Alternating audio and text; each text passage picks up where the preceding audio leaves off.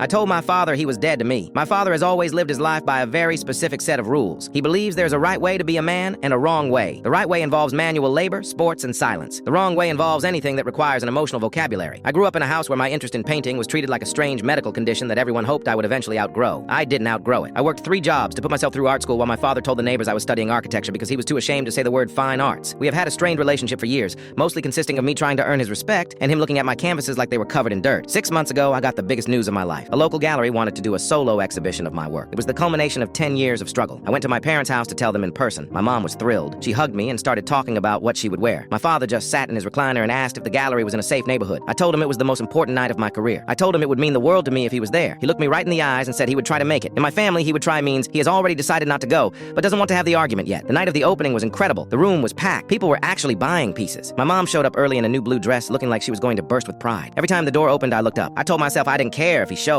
I told myself I was a grown man who didn't need his father's approval. But every 5 minutes, I was checking the clock. By 9 o'clock, it was clear he wasn't coming. The gallery owner was making a speech, and my mom was standing in the front row alone. She kept looking at her phone and then looking at me with this heartbreaking expression of pity. That was the moment something inside me just snapped. It wasn't just about the gallery. It was about every baseball game he sat through with a scowl and every holiday where he made me feel like an outsider in my own skin. I went to their house the next morning. I didn't even knock. I walked into the kitchen and found him eating a bowl of cereal while reading the newspaper. He looked up and said he heard the show went well. He said he had a small leak in the roof he had to fix, and the time just got away from him. A leak in the roof on a clear night in July. I didn't yell. I sat down at the table and told him that his absence was the last thing he was ever going to give me. I told him that I spent 25 years trying to fit into the box he built for me, and I was done. I told him that from this moment on, he was dead to me. I told him that if he couldn't show up for a 2-hour event to support his son, then he didn't deserve to be part of the life that son had built. My mom started crying and begging me to be reasonable. She said he is just an old-fashioned man who doesn't understand these things. I told her that being old-fashioned isn't an excuse for being cruel. I told her that he understood exactly what he was doing. He was making a statement that my life wasn't worth his time. I walked out and I haven't been back since. That was 4 months ago. My sister has called me a dozen times telling me I'm being too harsh. She says he is depressed now and sits in the garage for hours staring at nothing. She says he actually went to the gallery a week after the opening when it was empty and stood in front of one of my paintings for an hour. She thinks that's a reason to forgive him. I think it makes it worse. It means he was capable of going and he was capable of looking at the work. He just refused to do it when it actually mattered to me. He wanted to see the art without having to see the artist. He wanted to acknowledge my success without having to acknowledge me.